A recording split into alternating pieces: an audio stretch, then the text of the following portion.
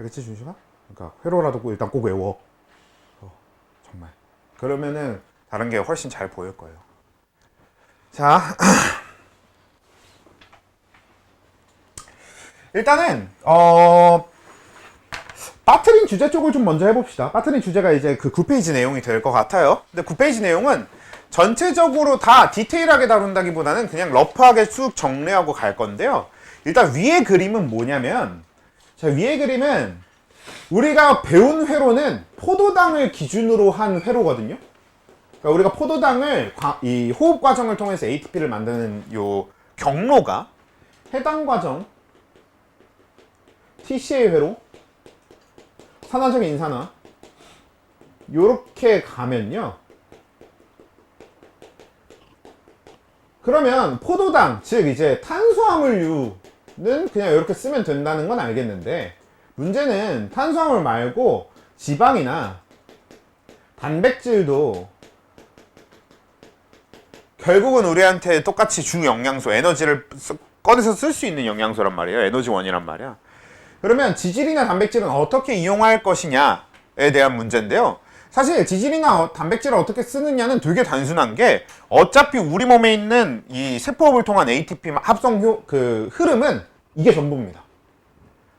그래서 다른 물질은 이 지질을 위한 회로가 따로 있고 단백질을 위한 회로가 따로 있는 게 아니라요. 무조건 지질을 이 포도당의 이 회로 중간에 넣을 수 있게 가공해서 그냥 똑같이 회로 안에 넣고 돌리는 거고요. 마찬가지로 단백질도 TCA 회로에 넣기 위해서 가공해서 TCA 회로를 돌리는 겁니다. 그러니까 약간 어떤 느낌이냐면, 여기까지는 모두 똑같이 써야 되는 회로인 거고, 우리가 포도당은 해당 과정, 지질은 이제 지질을 가공하는 과정, 단백질은 단백질을 가공하는 과정, 이렇게가 따로 있다고 보시면 되는 거겠지. 그게 이제 거기 정리된 그림이에요. 그래서 그냥 그림은 한번 봐두시기만 하면 됩니다. 막 일일이 다 외워야 될 필요는 없어요. 실제로 지금 여러분 그림 보면 되게 복잡하잖아요. 그러니까 지금 그 지질만 해도 글리세롤 같은 경우에는 그림에서 보이는 것처럼 포도당에서, 그러니까 해당 과정 중간으로 들어가요.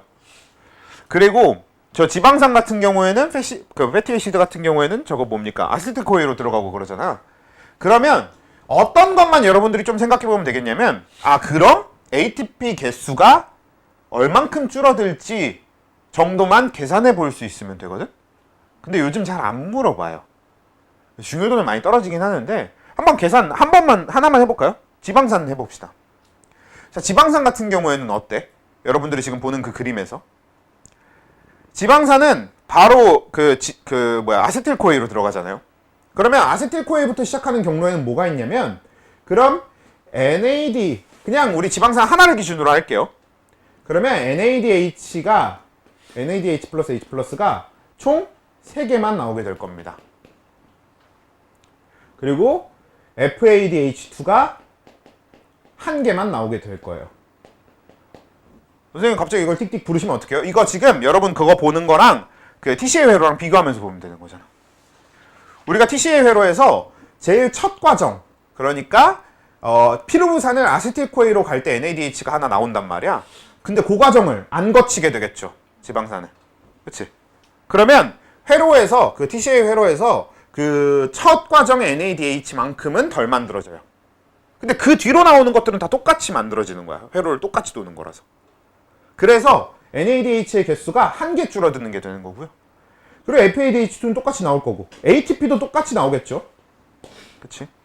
그래서 얘네들 이렇게 줄어든 거고, 그 다음에 앞에 해당 작용에서도 원래 NADH가 나왔어야 되는데 해당 작용 얘는 안 거치잖아요. 그럼 그것 때문에 또 나오는 NADH가 그만큼 또 줄어들겠지. 그러면 지방산 한 분자가 만들어낼 수 있는 ATP의 개수는 요걸 기반으로 계산해내면 되는 거죠. NADH 하나당 2.5개씩 만들었었잖아요? 네.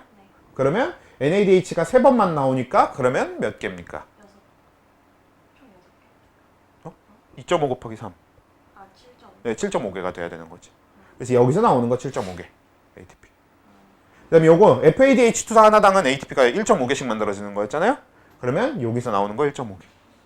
그러면 합쳐서 ATP 몇 개. 이런 식으로 계산할 수 있으면 돼. 어차피 여러분들 그 그림에 있는 회로는 외우라고 하지 않아요. 어디로 들어갈지를 여러분들이 외워야 되는 건 전혀 아닙니다. 저걸 준 다음에 그래서 나오는 ATP가 몇 개인지 정도를 계산하는 걸 시키는 겁니다. 그게 그 그림의 목적이거든요. 그러니까 그걸 하려면 회로를 알아야 되겠지. 근데 사실 그거 회로를 다 외우고 있을 필요는 없어요. 왜냐면 시험지 어딘가에 다른 데 회로 그림이 무조건 있을 거거든. 그래서 저 문제가 나오면 그 두 개 펼쳐놓고 풀면 되기는 해요. 그러니까 이게 회로를 꼭 외워야만 풀 수 있는 문제는 아니기는 해.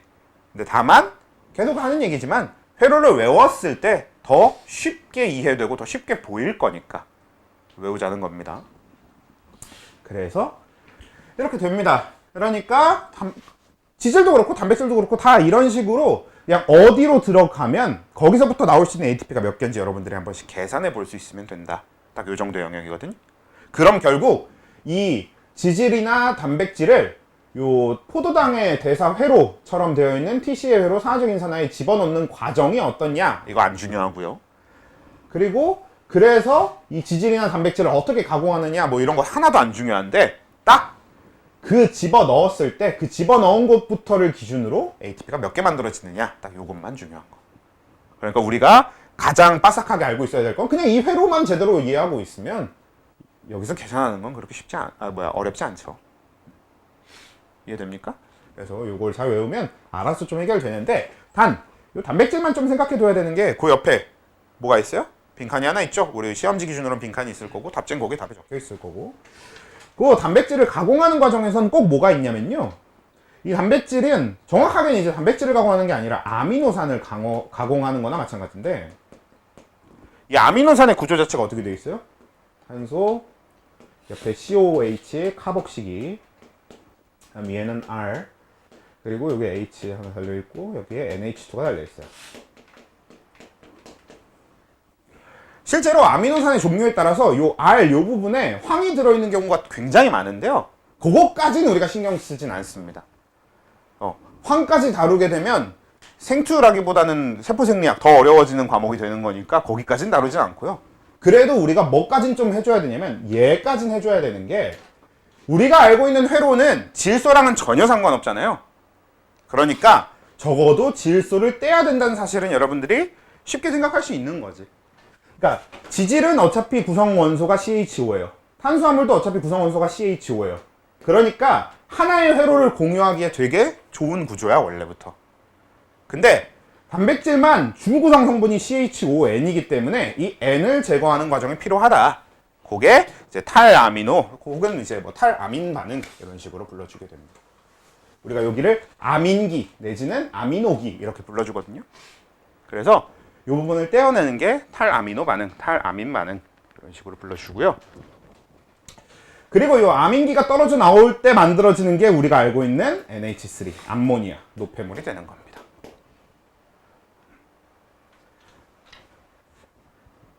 그러니까 조금 디테일하게 나눠보면 이런 거야. 우리가 아미노산을 세포호흡에 사용한 결과가 아니라 아미노산을 세포호흡에 사용하기 위해 가공하는 과정에 나오는 겁니다. 암모니아는. 오케이? 그런 거지. 근데 왜 네. NH가 떨어지는데 왜 NH3가 나와요? 그거는 이제 저게 아이씨 왜 이름이 기억 안 나? 첨가반응 형태로 떨어지는 거라 그래요. 왜냐면 쟤를 떼면 질소가 공유 결합이 하나 남잖아요. 그래서 그냥은 절대 안 떨어지거든. 그래서 우리가 수소를 넣어주면서 떼는 거예요. 그래야 수소가 붙으면서 떨어져서 이 NH3가 안정적으로 있을 수 있잖아요. 반대로 이 탄소 쪽에도 수소가 하나 붙고 여기도 수소가 하나 붙고 이렇게 양쪽에 수소를 붙이는. 정확하게는 수소랑 OH를 붙이는 거긴 한데 뭐 그렇게까지 디테일하게 알 필요는 없으니까. 가수분해입니다. 가수분해. 아무튼 그렇게 해서 됐고요. 그래서 그 위쪽에 있는 그림, 우리 시험지 9페이지 혹은 더 프린트 거기에 있는 그 위쪽에 있는 그림은 9페이지 맞나? 네. 그 그림은 그렇게 해결이 되고요. 아래쪽 거 호흡률 실험은 요거보다 조금 더 중요한데 별건 아닙니다. 그냥 실험이 어떻게 되어 있는 건지만 여러분들이 이해하면 그걸로 응용 문제가 나온다고 하더라도 뭐 별로 되게 쉬워요. 그래서 호흡열 실험은 그냥 그 실험이 뭔지만 잘 아시면 되는데요. 자, 호흡열 실험은 보시는 것처럼 일단 시험관을 넣고 그 안에다가 콩을 담아놔요. 그리고 여기다가 빨대, 정확하게 유리관 같은 걸 꽂아놔야 되겠지만, 그러니까 일종의 빨대처럼 된 이런 유리관을 꽂아 놓습니다. 그리고 어떻게 해놓냐면 이 유리관에다가 잉크를 넣어놔요. 그리고 이 안에 이제 콩이 들어있는 거지. 근데 조건이, 보통 이 콩의 조건은 발화 중인 콩을 주로 조건으로 많이 하는데요. 꼭 발화 중인 콩이 아니어도, 그러니까 대부분의 콩들은 다 됩니다. 근데 여기서 이제 콩을 이용하는 가장 큰 이유가 뭐냐면요. 특히나 이제 발화 중인 콩을 주로 사용하는 이유가 뭐냐면, 얘네들은 호흡은 하는데 광합성은 보통 거의 안 해요.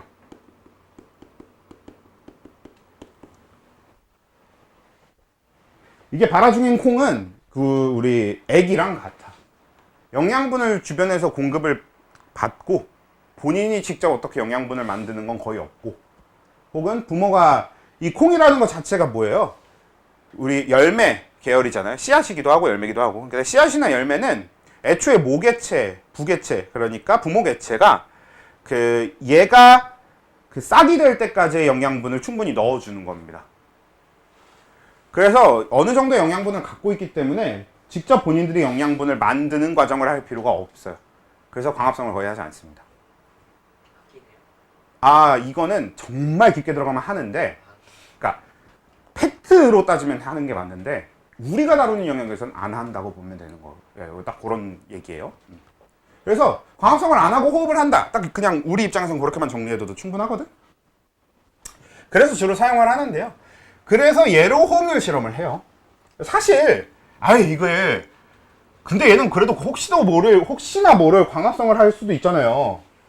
그렇다고 이걸 동물로 실험할 겁니까? 그렇죠. 동물로 실험을 하기에는 일단 요 관에 들어가는 동물도 찾기도 힘들 거고요. 그리고 너무 빨리 죽어버릴 거예요. 그래서 그냥 이 정도로 해두는 거고, 이렇게 관을 실험을 이렇게 설계를 해두고요. 보통 이제 어떻게 되냐면 꼭 필요한 건 2개. 이렇게 필요해서 여기 잉크를 담아두고, 여기도 마찬가지로 발화 중인 해둡니다. 그러면 이제 이 발화 중인 콩이 뭘 할 거냐면 호흡을 열심히 할 거거든. 근데 호흡을 열심히 하면 내부의 기체 양이나 기체 조성이 변할 거예요. 근데 그때 사라지는 건 공통적으로 O2가 사라지고 CO2가 생성되겠지. 원래 호흡이란 과정 자체가 그렇잖아요. 산소를 소모하고 이산화탄소를 방출하고.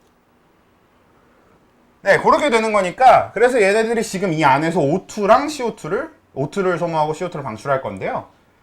그러면 그 기체의 조성이 변하는 정도로는 잉크가 움직이지는 않을 거예요.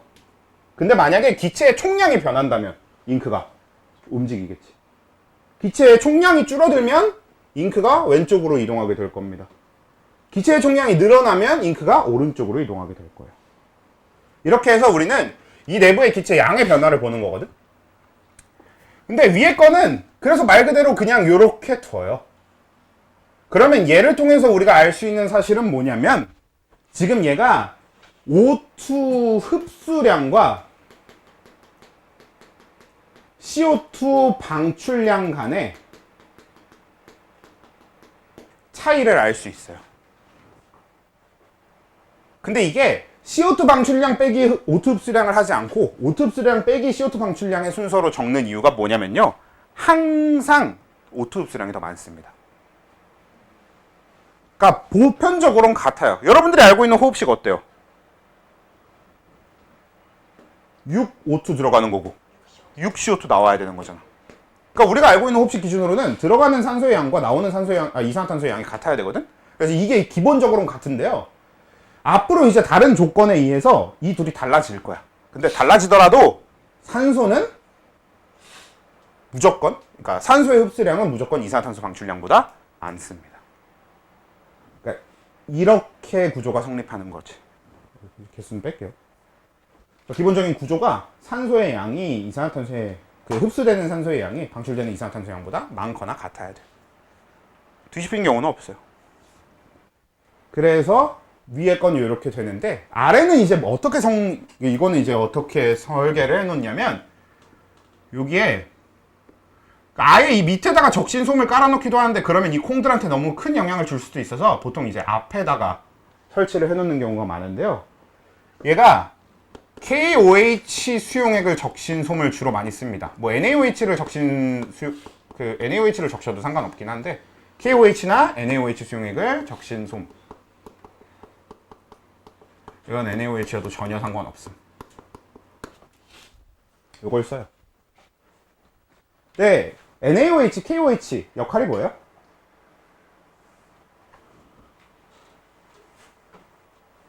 혹시 기억하는 사람? NaOH와 KOH.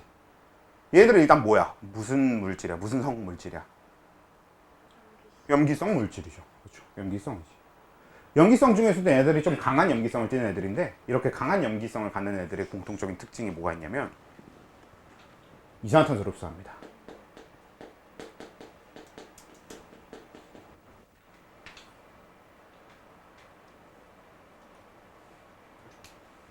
그럼 이게 어떻게 돼? 위에 거는 O2 흡수하고 이산화탄소 뱉으면서 전체 기체 양이 변하지. 근데 아래 건 이산화탄소랑 이산화탄소는 얘가 다 흡수해버리거든요? 그러면 아래 거는 순수하게 O2 흡수량에 따라서 잉크가 이동하게 됩니다.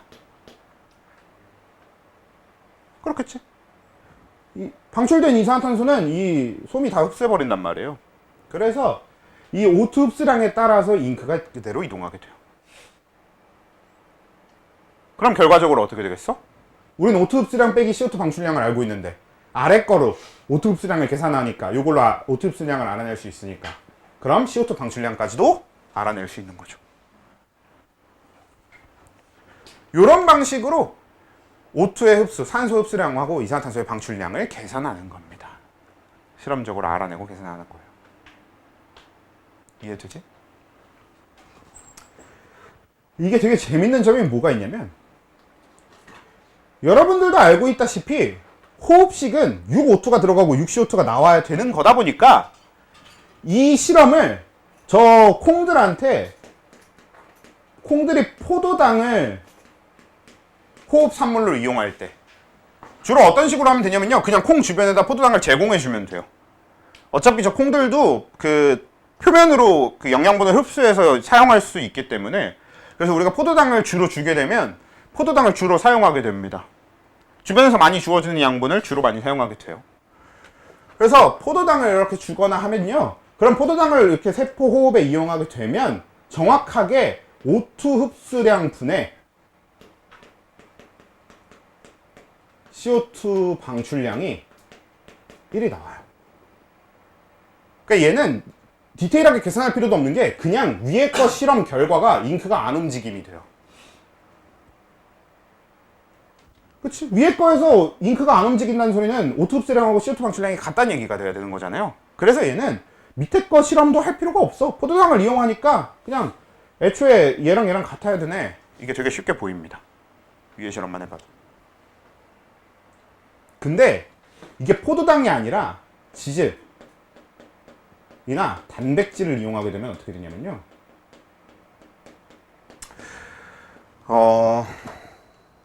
이게 단백질을 이용해 주면요.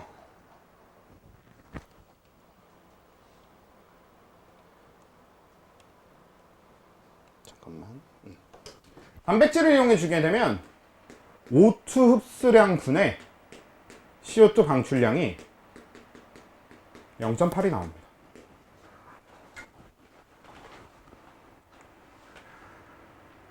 자, 그러면 이걸 실험에서 좀 확인을 해봅시다. 실험적으로 어때야 되는 거냐면 일단 위에 실험에서 잉크가 안쪽으로 움직여야 될 거예요. 그치? 잉크가 안쪽으로 당겨져. 왜? O2 흡수량을 CO2 방출량보다 더 많이 하고 있으니까요. 그러니까 얘는 산소는 더 많이 마시는데 이산화탄소는 더 적게 뱉고 있는 거예요.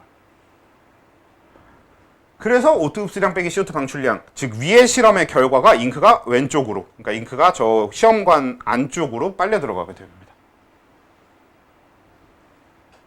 그리고 아래 거 실험도 마찬가지로 잉크는 빨려 들어갈 건데 어차피 아래 거는 포도당으로 하든 지질로 하든 단백질로 하든 무조건 저 잉크가 왼쪽으로 들어가는 구조거든요. O2 흡수량을 측정하는 거니까. 근데 아래 거로 계산해서 최종 결과가 아래 거까지 계산해서 구한 최종 결과가 O2 흡수량분의 CO2 방출량이 0.8이 나옵니다. 우리가 이런 것 때문에 지금 이 값, O2 흡수량분의 CO2 방출량 자체를 호흡율이라고 해서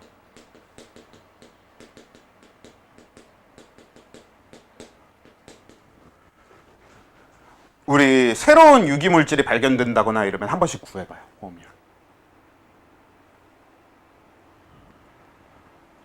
그리고 지질 같은 경우에는 호흡율을 구하면 0.7이 나옵니다.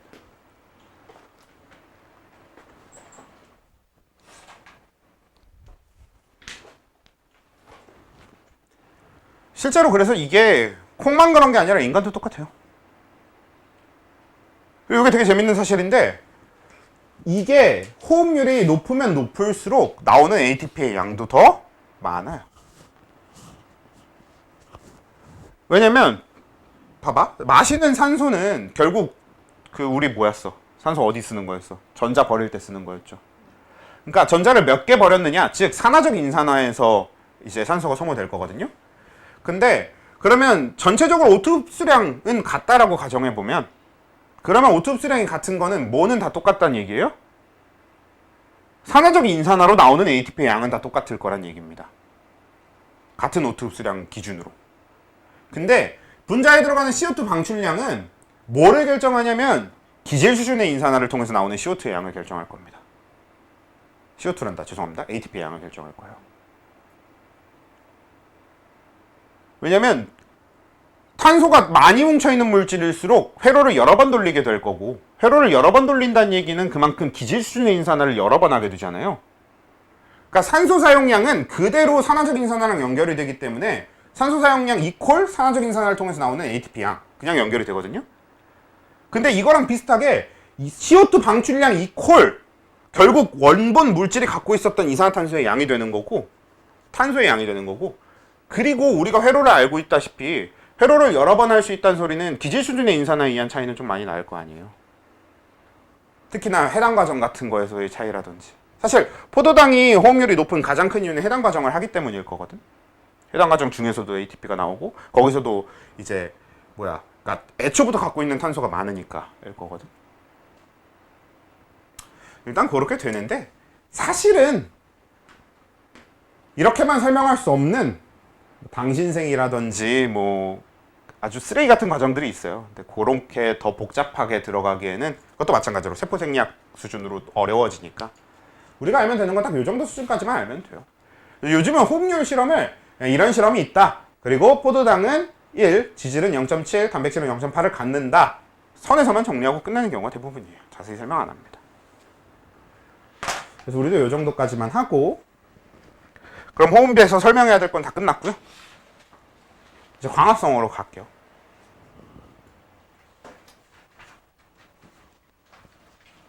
치웁시다.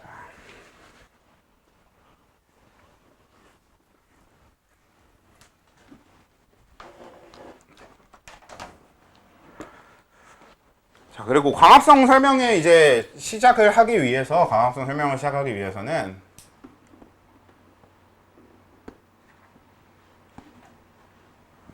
어차피 여기까지 못 하려나? 그래도 해보자. 일단 그려놓고 그림만 그려놓고 이용은 이따 할게요. 그리기 시작했으니까.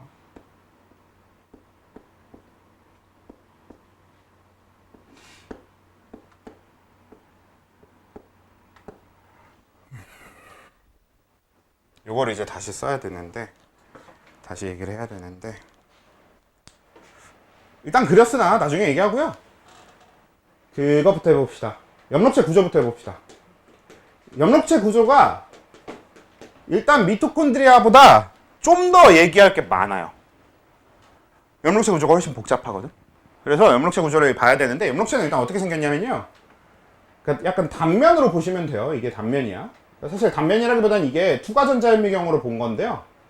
여러분들이 투과전자현미경이라는 게 아직 익숙하지 않을 수도 있으니까 대충 단면을 본다고 생각하시면 돼요. 약간 이렇게.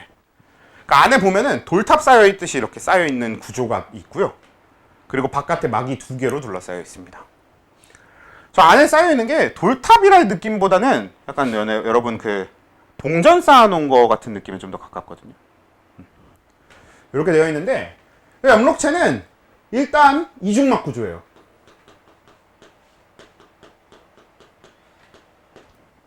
근데 엄연히 따지면 사실 삼중막 구조입니다. 근데 우리가 삼중막 구조라고 부르진 않아. 근데 막이 약간 세 겹으로 있게 되는데 일단 우리 그 미토콘드리아 때처럼 똑같이 가장 바깥쪽의 막이 외막이고요. 그 안쪽의 막이 내막인데 얘 미토콘드리아랑 이 염록체의 가장 큰 차이가 뭐냐면 외막하고 내막이 붙어 있습니다. 애초에 외막하고 내막이 분리되어 있는 게 미토콘드리아의 아주 큰 특징이었단 말이에요. 아주 특이한 거였단 말이에요. 반대로 얘기하면 염록체 쪽에 오히려 보편적인 거지. 외막하고 내막이 이렇게 그냥 딱 살짝 붙어 있어요. 그래서 얘는 막 사이 공간 없습니다. 실제로 공간이 있고 없고가 중요한 게 아니라 쓰지를 않아요. 그러니까 의미가 없어. 그래서 이 염록체는 내막을 기준으로 그 안쪽의 공간부터가 이야기의 시작이 되는데요. 내막 안쪽의 공간을 스트로마라고 부릅니다.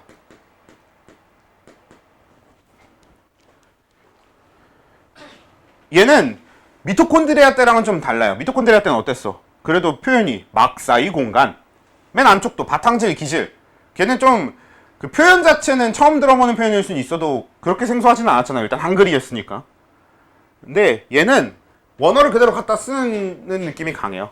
그래서 스트로마 그대로 갖다 써. 그래서 얘는 표현이 좀 스트로마 이렇게 되어 있고요. 이게 이제 내막 안쪽의 공간이 되는 거고, 그 다음에 요 돌탑처럼 되어 있는 게 뭐냐면 요 탑처럼 되어 있는 것 자체도 막으로 둘러싸인 구조예요.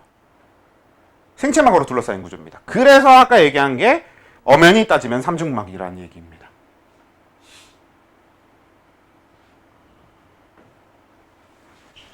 그래서 이 돌탑 자체를 그라나라고 부르고요. 보통 그라나는 돌탑 자체를 그라나라고 부르기도 하는데, 돌탑에서도 이 돌탑이 그 인지젤 막으로 되어 있다고 했잖아요. 그 막 안쪽의 공간만 그라나라고 부르는 경우도 있고요. 그 막까지 포함해서 그라나라고 부르는 경우도 있는데요. 별로 안 중요합니다. 그냥 대충 포함해서 다 그라나라고 해도 될 거예요. 그걸 구분하는 게 그렇게 큰 의미가 없어요. 그래서 그냥 저 돌탑 구조 자체, 저 안쪽 공간까지도 저 돌탑 자체를 그냥 그라나라고 생각하시면 되고요. 이 그라나는 요 돌탑이 어떤 껍질로 둘러싸여 있는 거냐, 아까 얘기했던 인지질 이중층 막으로 되어 있는데 그 막은 틸라코이드 막이라고 부릅니다.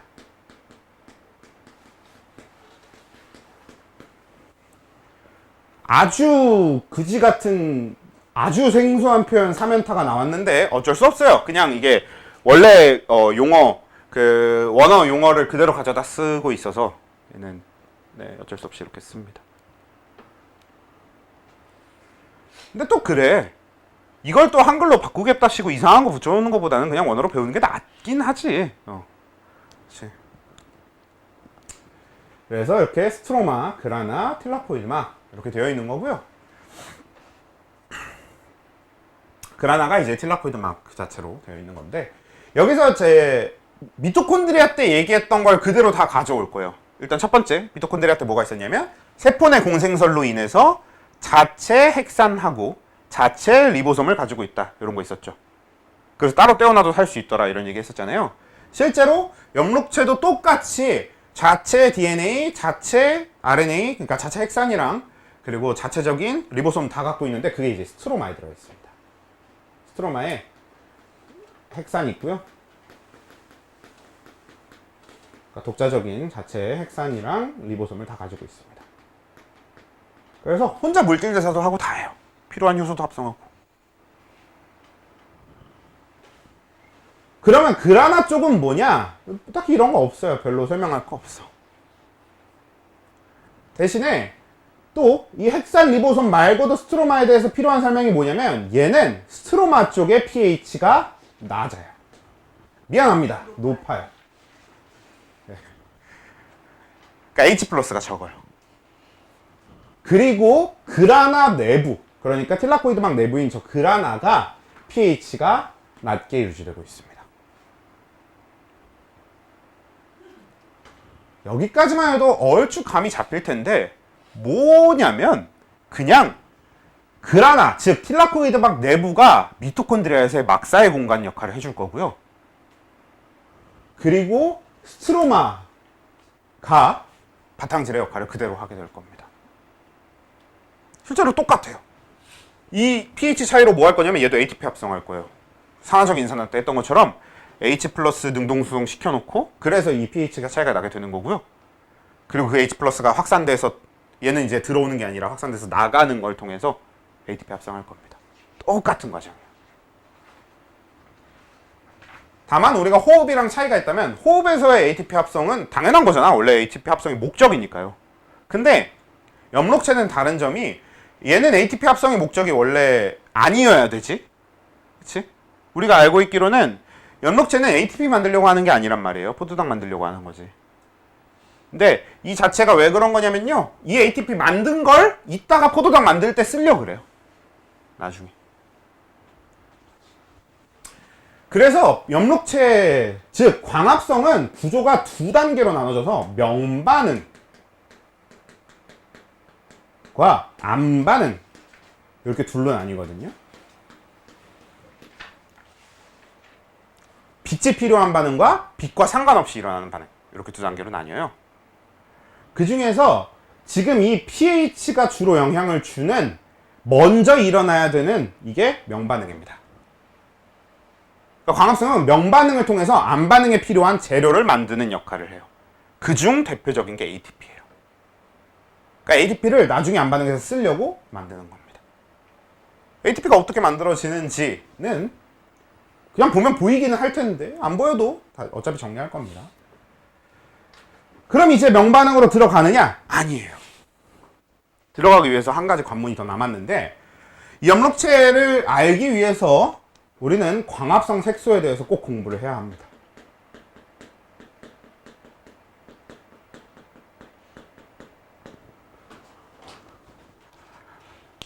자, 광합성 색소라고 하는 건 말 그대로 광합성을 위해서 갖고 있는 색소가 돼요. 근데 이 광합성 색소는 빛을 흡수하는 역할을 주로 하게 될 거거든? 혹시 여러분들 알고 있는 광합성 색소 있지 않아요? 들어본 적 있는 거. 그래, 엽록소. 엽록소는 좀 들어보지 않았어? 그래, 엽록소가 가장 대표적인 광합성 색소인 겁니다. 근데 엽록소가 엽록소 A, B, C, D가 있어요. 주로 여러분들이 알고 있는 녹색 식물, 우리 주변의 일반적인 식물들이 갖고 있는 엽록소가 A와 B입니다. 그리고 녹조류도 A와 B를 가지고 있고요. 근데 홍조류나 갈조류 이런 애들은 A, C 혹은 A, D 이런 걸 가져요. 그러니까 뭐겠어? 어떤 색깔이냐와 직결되는 거지. 왜? 애초에 얘가 색소거든 지금. 근데 뭐가 됐든 엽록소라고 이름 붙여진 것들은 다 어떤 공통적인 특징을 갖고 있냐면 초록 혹은 파란색 부근의 색깔을 띠고 있는 색소예요. 다. 초록색 혹은 파란색 부근의 색깔을 띠고 있어요. 일단 그 중에 우리는 이제 녹색 식물을 기준으로 얘기할 거니까 엽록소 A와 좀 뒤에다 적어야 되겠구나. 다른 건 일단 무시하고 엽록소 A하고 엽록소 B만 일단 가져올게요. 엽록소 A.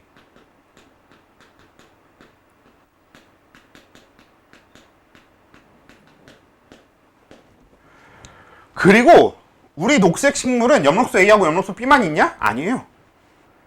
우리 주변의 녹색 식물은 엽록소 A, B 말고도 필수적으로 갖고 있는 색소들이 추가로 있습니다. 대부분의 녹색 식물이 무조건 갖고 있는 거.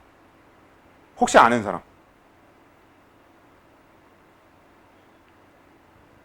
힌트를 주자면, 그러니까 이게 사실 요리에 관심 있거나 영양학을 그래도 요리 관련한 영양학 정도는 간단하게 알고 있는 사람이면 굉장히 익숙한 물질이긴 한데 아니면 모를 물질이에요.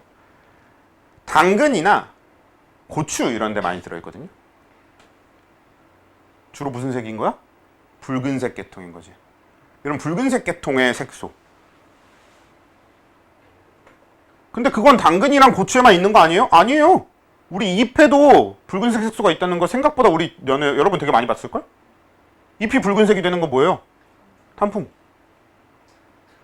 우리가 꼭 단풍까지 들지 않아도 잎이 떨어지면 얘네들이 노란색으로 변하잖아요. 그 이유가 엽록소가 가장 먼저 탈락되기 때문에 엽록소를 제외한 다른 색소들의 색깔이 드러나는 겁니다. 맞아요. 베타카로틴. 베타카로틴은 정확하게는 그 자체가 색소는 아니고요.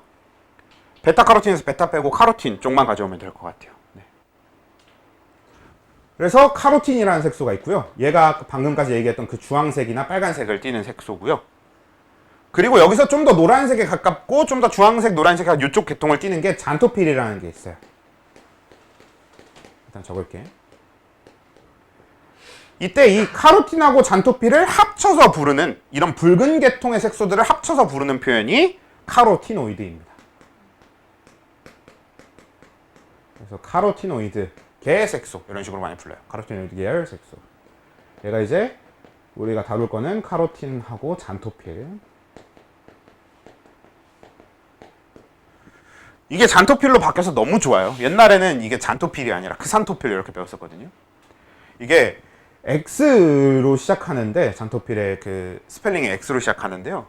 그 일본식 발음의 그 우리의 영어 발음은 일본식 발음의 영향을 굉장히 크게 받았기 때문에 X로 시작하는 발음을 일본이 하는 식의 발음인 크산을 많이 썼었어요. 그래서 뭐 크산토필 이렇게 옛날엔 불렀었는데 사실 실제 발음이 잔토필이니까 그쪽으로 쓰는 게 당연히 맞겠죠. 지금은 이제 잔토필. 그래서 이렇게 나눠져 있는데요. 제가 지금 적기를 엽록소 A는 위에 적고 엽록소 B랑 카로티노이드는 아래 따로 적었거든요. 이유가 있습니다. 왜 이유가 있냐면요. 자, 엽록소 A하고 엽록소 B는 초록색에서 푸른색 계통이긴 한데 조금 다릅니다. 이 둘도 색깔이 달라요. 아까 적었던 엽록소 A부터 D까지가 다 서로 색깔이 조금씩 다르거든요. 그래서 색깔이 다른데 엽록소 A가 가장 많은 에너지를 흡수하는 색소예요. 그러니까 결국 뭐냐면 태양 에너지 중에서 지표면에 가장 많이 도달하는 빛을 흡수하는 애가 엽록소 A가 돼야 되는 거지. 근데 지표면에 가장 많이 도달하는 빛이 뭐게요?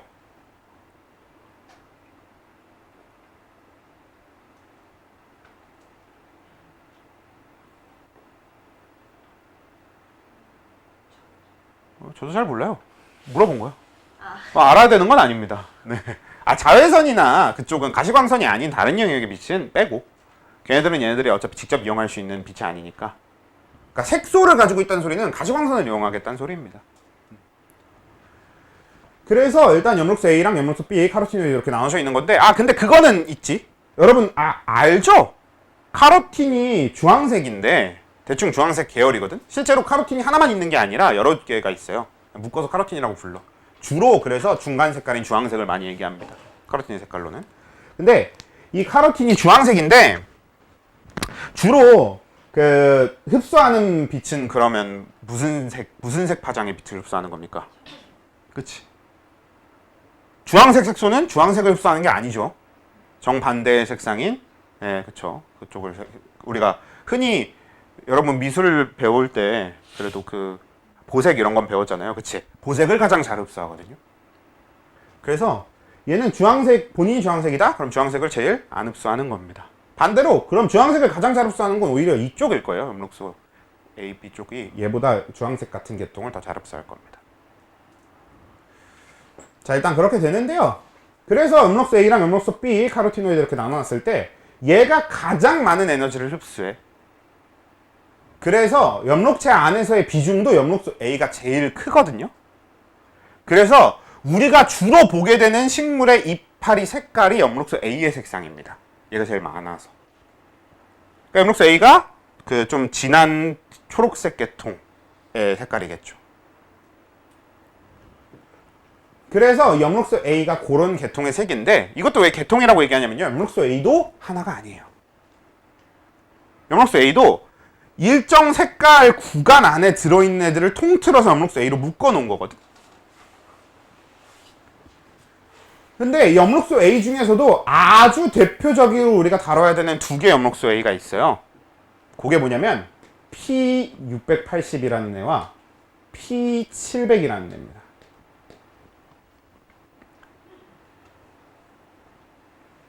얘가 무슨 뜻이냐면 엽록소 A 중에서 P680은 680 나노미터의 파장을 가장 잘 흡수하는 염록소 A라는 뜻이에요. P700은 700 나노미터의 파장을 가장 잘 흡수하는 염록소 A라는 뜻입니다. 그러니까 염록소 A는 680, P700을 포함하는 그러니까 그 영역을 잘 흡수하는 색소들의 집합인데요. 그 중에서도 우리가 가장 깊게 다뤄볼 만한 게 P680, P700. 이 둘이 가장 중요한 애들입니다. 그래서 잎에도 비율이 제일 높아요. 제일 많이 들어있어요. 염록체 안에도. 여기까지 그냥 됐죠? 사실상 이해할 건 없잖아. 그냥 거의 용어의 나열이었잖아요. 여태까지 계속. 그렇죠? 그래서 이렇게 되는데 그래도 흐름은 알겠지. 어떤 흐름 속에서 나오는 용어인지는 알겠지. 자, 그렇게 되는데 그때 이 염록소 A, P680, P700을 포함한 이 염록소 A를 우리는 뭐라고 하냐면 반응 중심 색소라고 합니다.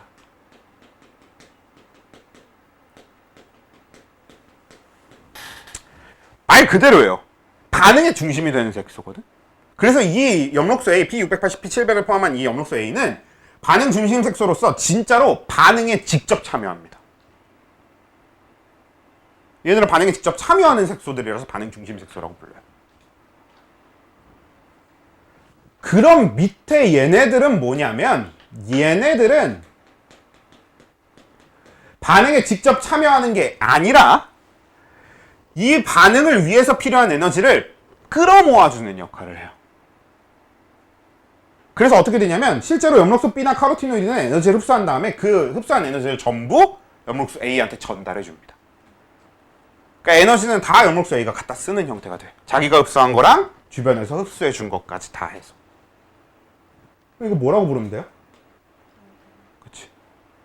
빛을 모아주잖아. 안테나 색소라고 부릅니다. 진짜 그렇게 이름이 지어져 있어요. 안테나 색소.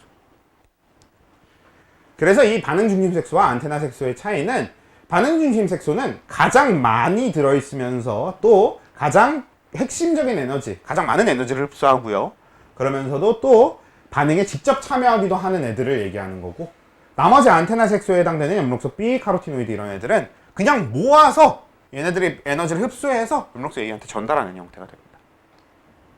그래서 안테나 색소와 반응 중심 색소 이렇게 나뉘어요. 자, 여기까지 이해됐죠? 그리고 이 광합성 색소는 염록소 A든 염록소 B든 그러니까 반응 중심 색소든 안테나 색소든 상관없이 무조건 다 틸라코이드 막에 들어있는 겁니다.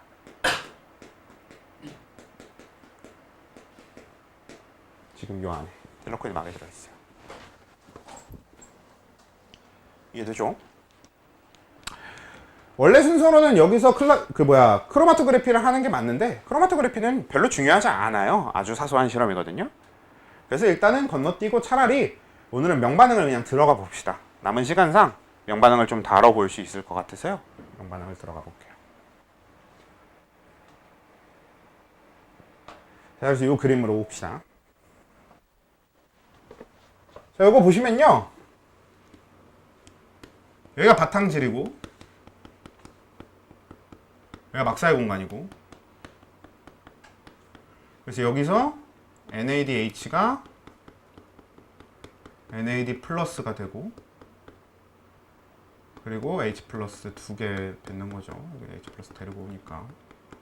그러면 여기 전자가 나와서 전자가 이렇게 이동해 가고요.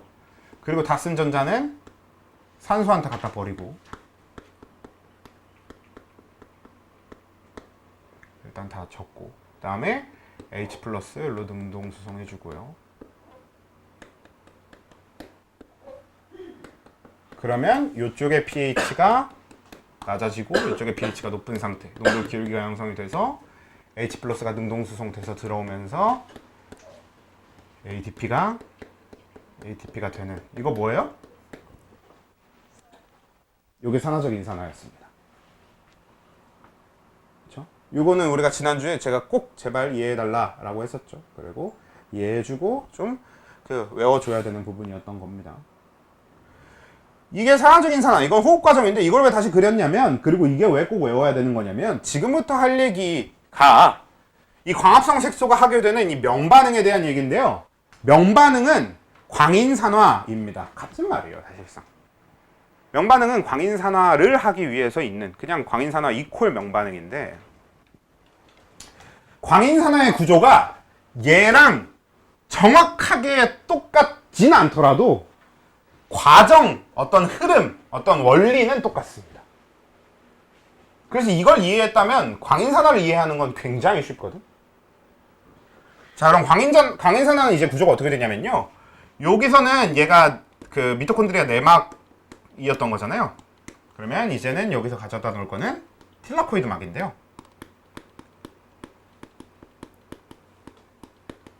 이 틸라코이드 막에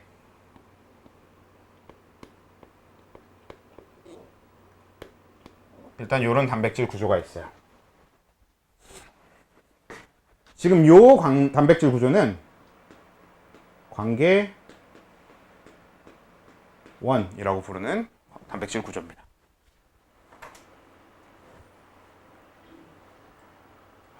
관계 1이라고 하는 단백질 구조는 요건 어떻게 되어 있냐면, 가운데 육각형 판이 뭐냐면 P700이 몰빵되어 있는 판이에요.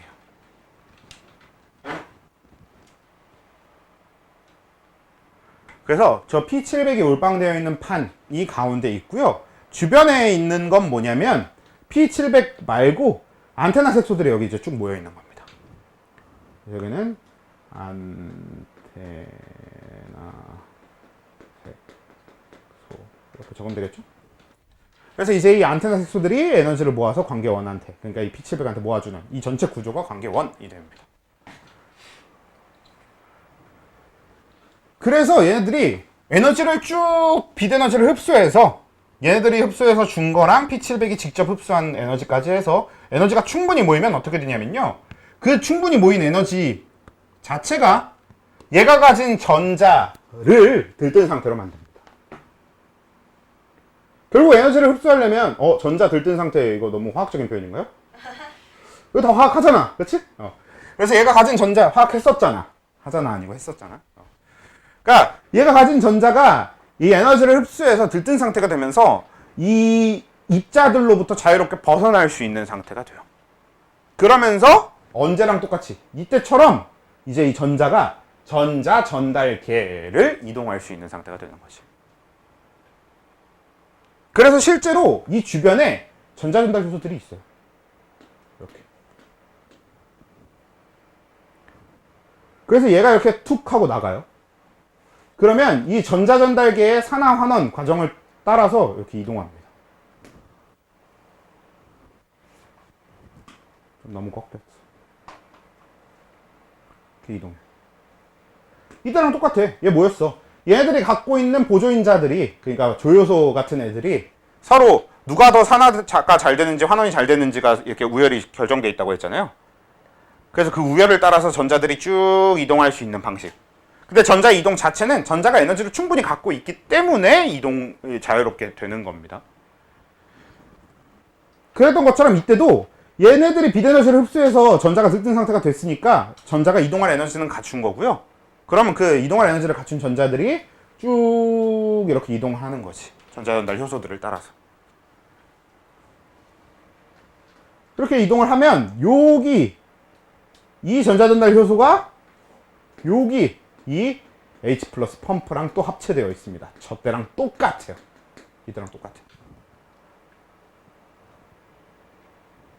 그리고 이 H 플러스 펌프는 그럼 이 전자가 오면 이 전자가 가진 에너지를 이용해 주겠죠. 그리고 그 전자가 가진 에너지를 이용해서 뭐 하겠어요? 이때 했던 것처럼 H 플러스를 능동수송시킵니다. 다만 방향이 반대로. 쟤는 안에서 밖으로 내보내는 구조였으면 틸라코이드 막은 바깥에서 안으로 H 플러스를 가져오는 형태가 됩니다. 지호야. 오케이? 자, 그리고 그러면 이제 이 전자를 잃은, 이 에너지를 잃은 전자는 어떻게 되느냐? 당연히 자유도를 잃었잖아요. 얘는 어디다 밖에다 갖다 버려주는 게 아니고요.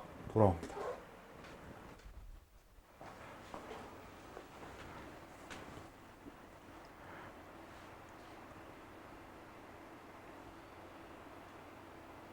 저게 다예요.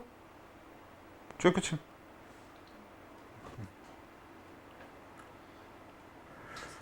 네. 네? 누가 뭔 얘기야? 그치. 실제로 그래서 재사용이 돼요. 이게 되게 신기한 게, 그리고 이제 옆에 우리가 알던 대로 여기 ATP 합성 효소가 있어서 이제 이 전자를 이 수소가 나가면서 ATP가 합성이 될 거거든요. 근데 이건 이제 위에 건 지울게. 비교 설명을 위해서 그렸던 거니까.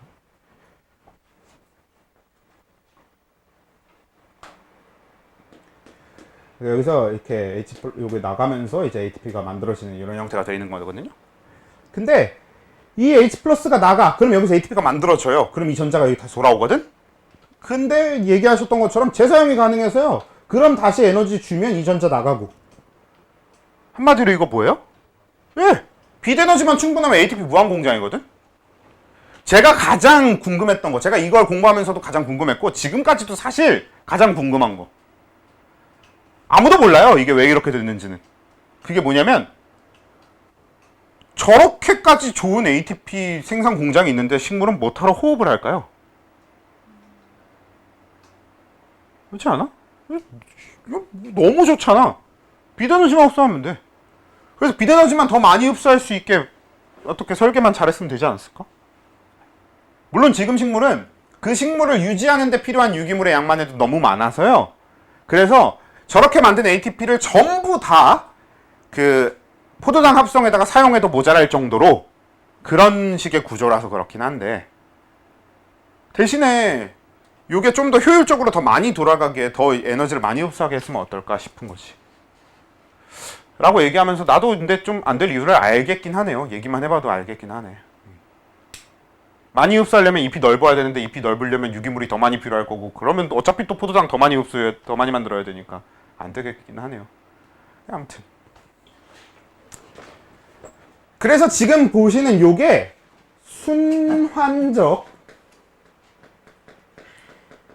광인산화라고 하는 과정입니다.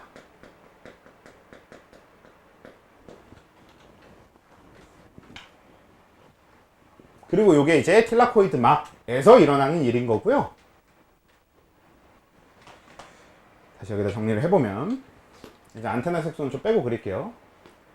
그래서 여기 이제 관계 1이 이렇게 있으면, P700으로 되어 있는 관계 1이 있으면요, 관계 1이 흡수한 에너지를 이용해서 전자가 일단 들뜬 상태로 나가게 되고요. 그리고 그 나간 전자는 전자 전달 효소를 타고 이동을 하는 거고요. 그리고 얘가 이 H 플러스 펌프와 이제 같이 합쳐져 있는 전자 전달 효소에 도달하게 되면 그 에너지, 이 전자가 가진 에너지를 이용해서 H 플러스를 밖에서 안으로 능동성 시키는 거고요. 그리고 에너지가 떨어진 전자는 자유도를 잃기 때문에 원래 원자로 원래 자신이 있었던 원자로 종속되는 거고요. 다시 돌아가는 거고. 이런 개념이 됩니다. 이해되지?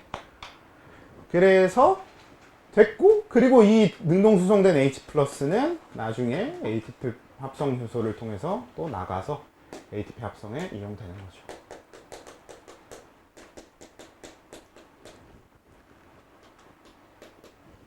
H 플러스 나가면서. 됐죠? 자, 그래서 이게 순환적 광인산화입니다.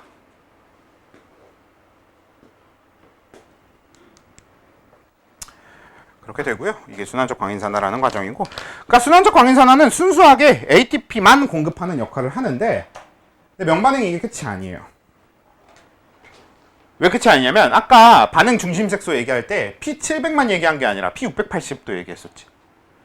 그래서 P680으로 되어 있는, 그러니까 저 밑에 육각판이 P680으로 되어 있는 관계도 있습니다. 이건 관계 2라고 불려요.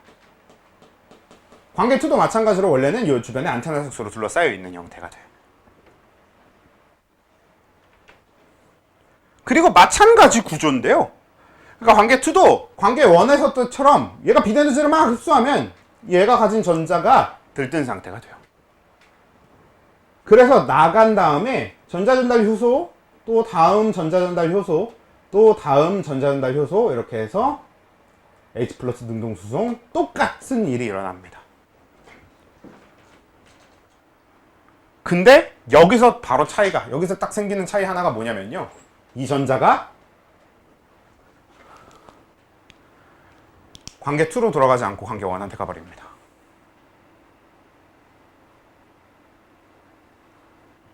일단 설명한 다음에 이게 어떻게 가능한지는 그 다음에 얘기해 볼게요. 그래서 나간 전자가 H 플러스 능동수송하면서 에너지를 다 써버린 다음에 관계 2한테 돌아가지 않고 관계 1한테 가버려요. 자, 그런 다음 어떻게 되냐면 관계 1에서 에너지를 조금 더 받아서 다시 나가거든? 그리고 이 나간 전자는 물론 여기서 ATP 추가 합성을 할 수도 있는데 별로 안 중요합니다. 그러니까 어떤 게 좀 있냐면 우리 앞에 호흡에서는 막 개수 따져갖고 아다리 맞춘 게 되게 중요했었잖아요.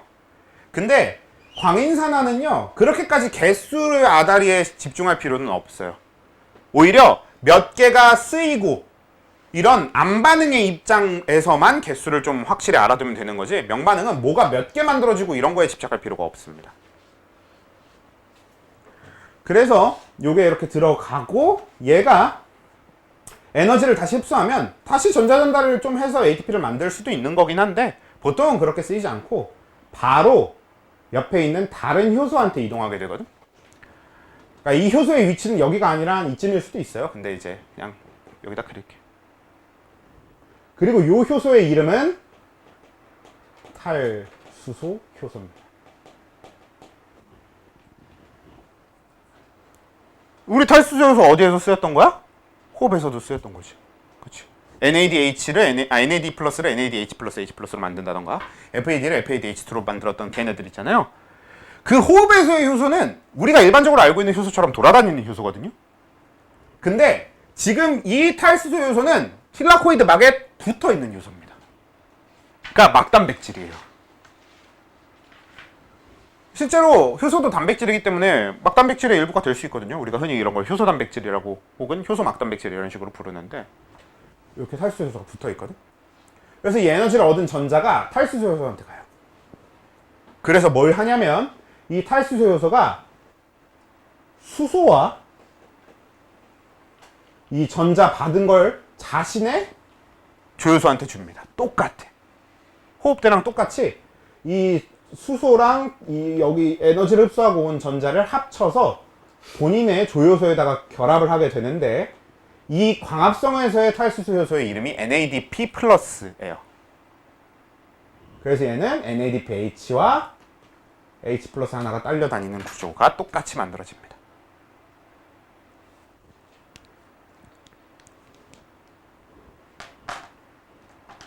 돼요? 자, 지금 여기까지만 봐도 제가 왜 호흡에 대해서 외우고 호흡에 대해서 이해하는 게 중요한지를 그렇게 호흡에 대해서 계속 강조를 했는지가 나오는 거지. 그러니까 광합성이랑 호흡이랑 구조 자체가 거의 비슷해요. 사용되는 효소도 비슷하고 실제로 효소의 조효소가 이름도 비슷하잖아요. NAD 플러스가 NADP 플러스로 바뀌었어. 그 정도 차이밖에 없어. 실제로 NAD 플러스랑 NADP 플러스는 그 구성 성분 자체가 거의 다르지 않습니다. 그래서 이렇게 만들어지는 건데 일단 그러면 다시 정리를 해보면 처음에 정리했던 이 하얀색으로 되어 있는 건 뭐예요? 순환적 광인산화예요. 순환적 광인산화는 관계 1이 흡수한 에너지를 통해서 그냥 관계 1 자신이 가지고 있던 전자를 이제 돌리는 거지. 그래서 H 플러스를 능동성을 계속 시키는 겁니다. 정확하게는 들어온 H 플러스가 나가면서 ATP 합성이라기보다는 그렇게 H 플러스들을 이동시켜 놓으면 뭐가 돼? 농도 기울기가 형성되는 거고, 그러면 농도 기울기가 있는 동안은 지속적으로 ATP가 계속 이렇게 만들어지겠죠. 이런 구조인 거거든. 그리고 관계 2가 흡수했을 때는 아예 다른 구도로 가는데 관계 2가 에너지를 흡수해서 자신의 전자가 들뜬 상태로 가게 되면요, 얘는 능동 수송을 한 뒤에 관계 2한테 돌아오는 게 아니라 관계 1으로 가요. 그리고 관계 1에서 다시 한번 에너지를 받아서 탈수소 요소에 가서 NADP에 저장되는 겁니다. 원래 우리 탈수소 요소 지난주에도 얘기했잖아. 이름은 탈수소 요소인데 실제로 목적은 수소를 떼는 게 목적이 아니라, 그치, 전자를 저장하는 게 목적이었잖아요, 애초에. 그래서 얘도 이제 저렇게 전자를 저장합니다.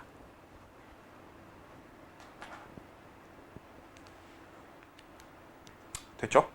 여기까지 일단 됐고요. 자, 근데 여기서 생기는 문제가 하나 있어요. 그러면 이 관계 2는 두 가지지. 나간 전자가 왜 안 돌아왔을까? 이 얘기는 결국 뭐로도 연결되냐면, 그럼 이렇게 전자가 나가면 관계 2는 시간이 지나면서 뭐가 돼? 플러스 전화를 띠게 되겠죠. 말이 안 되잖아. 그치, 말이 안 되잖아. 말이 안 되지. 말이 안 되잖아. 그래서 그러면 이 모든 거는 어떻게 해서 채우면 되겠어요? 그냥 전자가 나가는 순간 이 자리를 채워버리면 됩니다. 밖에서 전자를 제공을 해서요, 전자가 나갔을 때 여기를 채우면 되거든? 반대로 얘기하면 어떻게 해석해도 되냐면, 애초부터 내보낸 전자가 얘 전자가 아니라고 생각해도 돼요. 그러니까 이 지금 나간 전자가 얘가 받은 전자인 거야 라고 생각해도 아무 상관없습니다. 솔직히 그렇잖아. 내가 내 10,000원을 썼어. 그리고 부모님이 나한테 10,000원을 주셨어. 이거랑 내가 너 준 거 그거 우리 부모님 10,000원이야 랑 다를 게 있습니까? 없죠. 실제로 그냥 똑같아요. 그러니까 전자가 내 전자가 나갔어. 그 다음에 난 전자를 딴 걸 받았어. 이렇게 해석해도 상관없고요. 그 다음 아예 처음부터 받은 전자가 비대너지를 흡수해서 나갔다라고 생각해도 상관없어요. 그냥 약간 서순 차이인 거지. 그냥 똑같은 얘기입니다. 근데 원래는 보통 보편적으로 과학자들이 보는 입장은 전자가 나가고 그 자리를 채운다가 보통 이제 많이 사용되는 서술이에요. 그럼 이 전자 제공을 누가 해주냐? 물이 해줘요. 그래서 물이 얘한테 전자를 제공하면서 뭘로 바뀌냐면 2분의 1개의 O2랑 2개 H 플러스로 분해되는 거거든. 이것조차도 산화적 인산화 거꾸로죠, 또. 그러니까 전체 흐름이 산화적 인산화의 거꾸로예요. 산화적 인산화 뭐였어? 탈수소수의 조효소인 NADH2가 전자를 뱉으면 그 전자가 전자 전달계를 이동하면서 H 플러스를 능동수송하고 최종적으로 산소에 버려져서 물이 만들어지는 거였거든? 정확하게 거꾸로 하면 됩니다. 얘는 H2O가 분해되면서 전자가 나오는 거고요. 그리고 그 전자가 에너지를 흡수해서 전자 전달계를 통과하면서 H 플러스를 능동수송하고요. 그리고 그게 최종적으로 NADPH에 가서 저장되는 산화적 인산화의 정확하게 반대 과정. 하지만 중간에 H 플러스 능동수송은 똑같이 일어난다는 게. 근데 그 방향도 반대네요, 심지어. 그치? 그래서 산화적 인산화를 잘 이해하고 있으면 광인산화는 당연히 좀 훨씬 쉽게 이해가 됩니다. 실제로 딱 거꾸로 반대 방향인 거니까.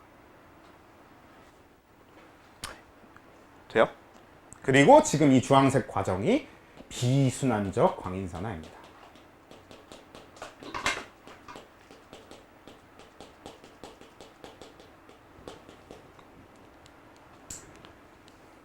사실 전체 광인산화, 전체 명반응에서 이 순환적 광인산화의 비중은 거의 없어요. 비순환적 광인산화의 비중이 메인입니다.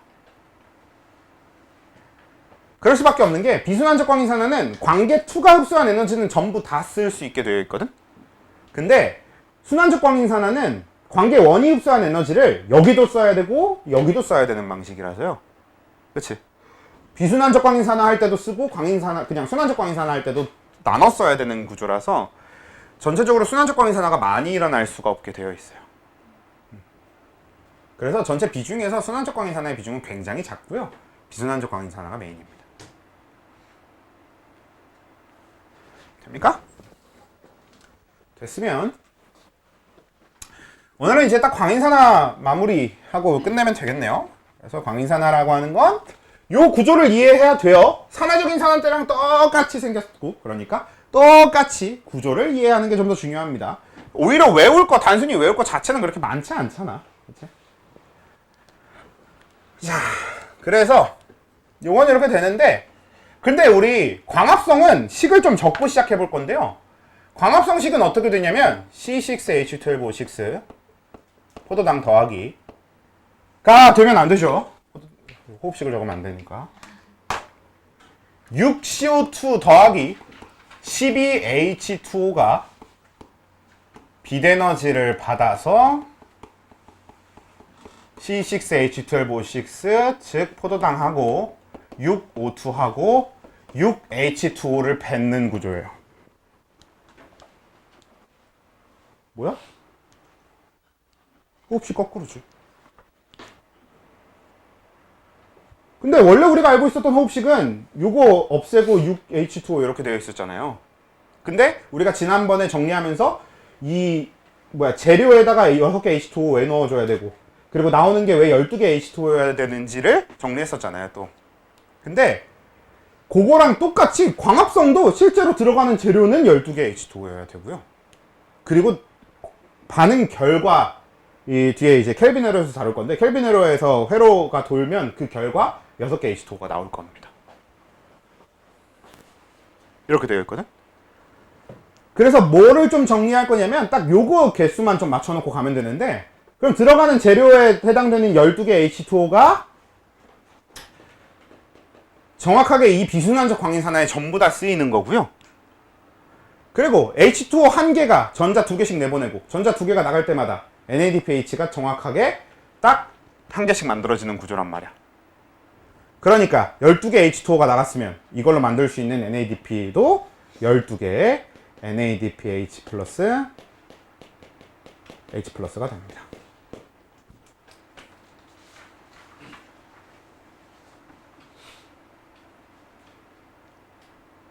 오케이? 이렇게 돼요. 요것만 개수를 맞춰놓으면 돼. 나머지는 별로 안 중요해. 그리고 요거까지는 같이 적어보면 되겠네요. 그리고 또 같이 나오는 거 뭐가 있어요? 산소 몇 개 나오겠어요? 6O2. 그러면 저거 산소 나오는 개수랑 물 들어간 개수 해결이 되는 거죠. 이제 뒤에 안 반응은 뭐 하면 되겠어? 6개 CO2 가져다가 포도당 만들고 6개 CO2랑 이 NADPH 가져다가 포도당 만들고 물 갖다 버리는 용도. 이렇게 흐름이 되겠죠. 이렇게 됩니다. 이게 이제 순환적 광인산화, 비순환적 광인산화를 포함한 명반응 전반이 돼요. 됐죠? 그리고 이게 암과 밖이라고만 아까 표현했는데 이거 이제 굳이 일부러 표현을 해보자면 여기가 이제 그러니까 그라나 내부 그라나인 거고요. 요 바깥에가 이제 스트로마인 겁니다. 그러니까 막을 기준으로 안팎을 나눠서 그래요. 딱 하나 안 한 거 있네. 그것만 딱 정리하면 되는데 요 과정의 이름이 따로 있어요. 요 과정의 이름을 물의 광분해라고 불러요.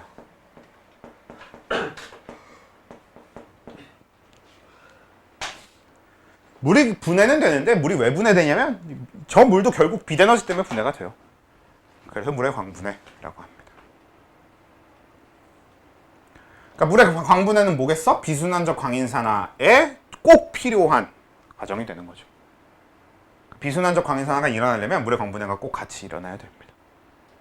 식물이 물이 부족하면 죽을 수밖에 없는 이유지. 됐죠? 예, 일단 여기까지.